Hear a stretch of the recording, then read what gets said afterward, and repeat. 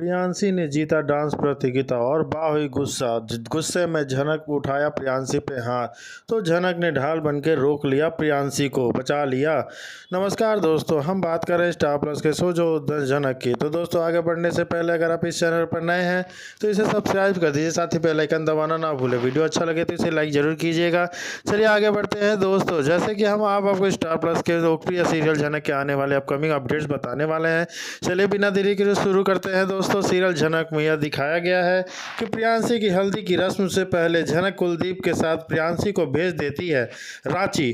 भाभी और मेहनत की बाप को इस बात की कानों कान खबर नहीं पड़ने देती, लेकिन सेजल भाभी तो हमेशा झनक को परेशान करने के बारे में ही सोचती रहती हैं।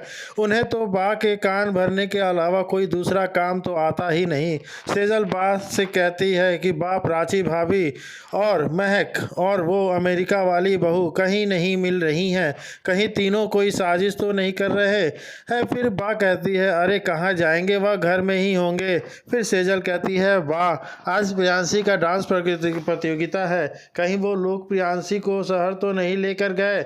ऐसा करते ही प्राची भाभी और महक आ जाते हैं और कोई बहाना बनाकर बात टाल देते हैं। फिर घर की सारी लड़कियां डांस करती हैं और झनक भी प्रियांशी को बाहर ले आती है, मगर प्रियांशी बाहर पापा बाहर ही खड़े होते हैं। झनक और प्रियांशी घूंघट लगाकर बाहर जाने की कोशिश करती है, मगर प्रियांशी के पापा उनसे पूछते हैं, आप लोग कौन हो और बाहर कहाँ जा रहे हो। झनक कोई बहाना बनाकर उन्हें समझा देती है कि बा ने हमें किसी काम से भेजा है और झनक बाहर जा जाती है और प्रियांशी को कुलदीप की गाड़ी में भिजवा देती है और खुद ही पारिक हाउस के अंदर आ जाती है और ऐसा दिखाती है कि कुछ हुआ ही नहीं।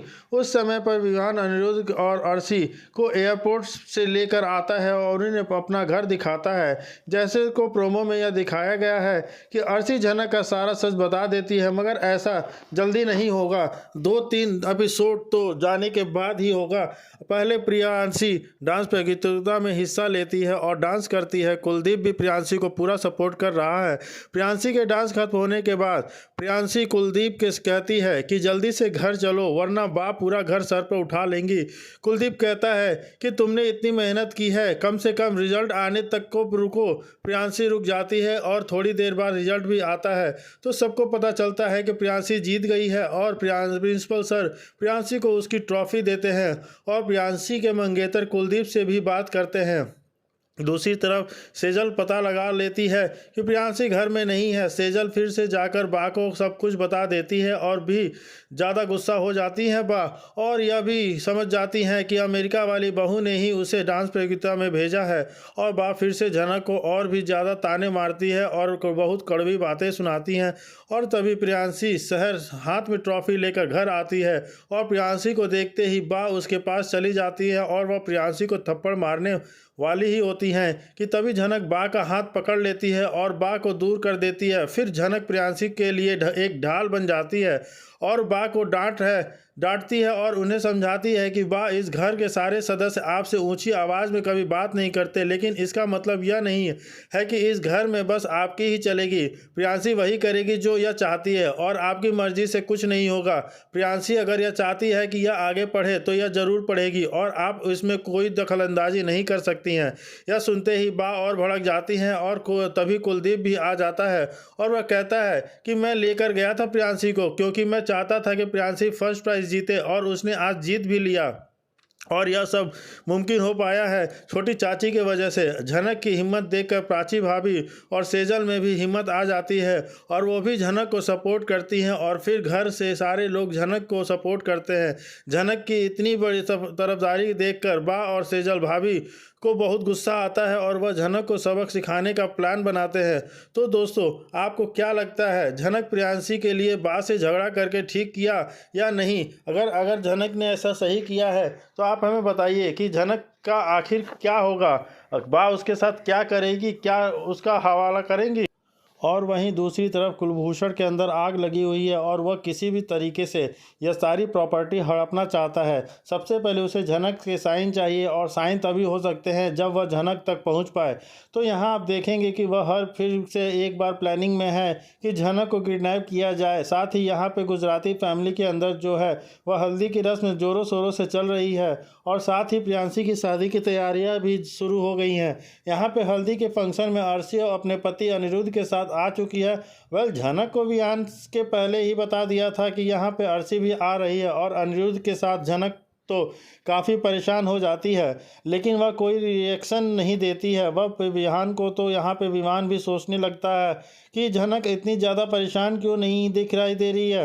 रही बात जब अर्शी ने आने पे दिखाई दे रही थी, यहाँ पे विहान दोबारा से जाता है झनक के पास और उसे बताता है कि अर्शी भाभी भी आ रही हैं, यानी इस बार अनिरुद्ध अपनी पत्नी के साथ आ रहा है। प्रियांशी की शादी में झनक कहती है कि हाँ आपने बताया था, लेकिन बार बार बताने की कोई ज़रूरत नहीं है, वैसे भी मैं उनको जानती नहीं हूँ, मेरे लिए तो वह एक गेस्ट ही है। यहाँ विवान उससे कहता है कि नहीं, आपको कोई रिएक्शन नहीं आया था, मुझे लगा शायद एक बार और पूछ लूँ, तुम शायद उन्हें जानती हो ना। कहती है कि मुझसे बार बार यह मत पूछिया कीजिए, मैं उनको बिल्कुल नहीं जानती हूँ, वैसे भी वह आपके दोस्त हैं तो मुझे उनमें कोई लेना देना नहीं है। वेल दोस्तों, यहाँ पे झनक काफ़ी सारी चीज़ें विमान से छुपा रही हैं, लेकिन बहुत जल्द खुलासा हो ही जाना है कि और साथ ही यहाँ पर आप लेटेस्ट प्रोमो में देखा कि अर्शी और कैसे जो है सबको बता रही है कि अवनी नहीं है। जी हाँ, यहाँ पे बा के सामने उसने बता दिया है कि यह अवनी नहीं है, यानी यह झनक है। आपने यह कहा है कि आपकी बहू अमेरिका में रहती है, यानी इसने विहान से शादी की है और यह अमेरिका में रहती है। दरअसल यह झनक है और झनक अभी अमेरिका गई ही नहीं है, इसने कब अपनी बहू की जगह ली है और वैसे भी मैं इसे बहुत अच्छे से जानती हूँ, यह कोलकाता में रहती है। तो दोस्तों, यह जब इतनी सारी बातें जब अर्शी कहती है तो वह बा को तो विश्वास नहीं होता है कि इतना बड़ा धोखा मुझे मिला।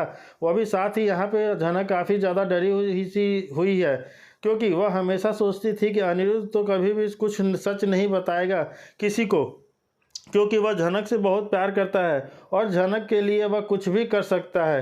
तो झनक के लिए वह कोई भी सच छुपा लेगा, कोई भी झूठ बोल देगा, लेकिन यह अर्शी मुखर्जी है। अर्शी मुखर्जी यह सब कुछ बिल्कुल भी नहीं करने वाली है झनक के लिए।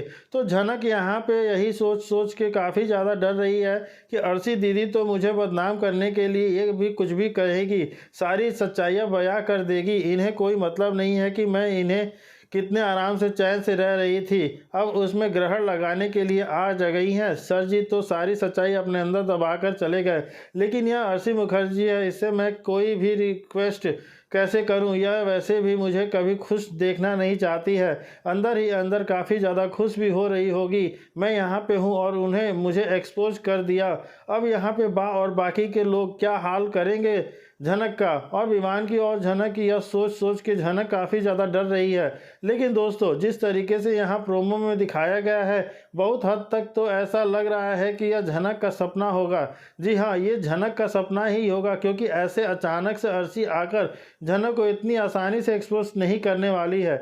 जी हाँ, वह हैरान तो होगी, शौक तो होगी, ऑफ कोर्स यहाँ पे झनक को देखकर वह काफ़ी ज़्यादा हैरान होने वाली है कि ये झनक यहाँ पे क्या कर रही है।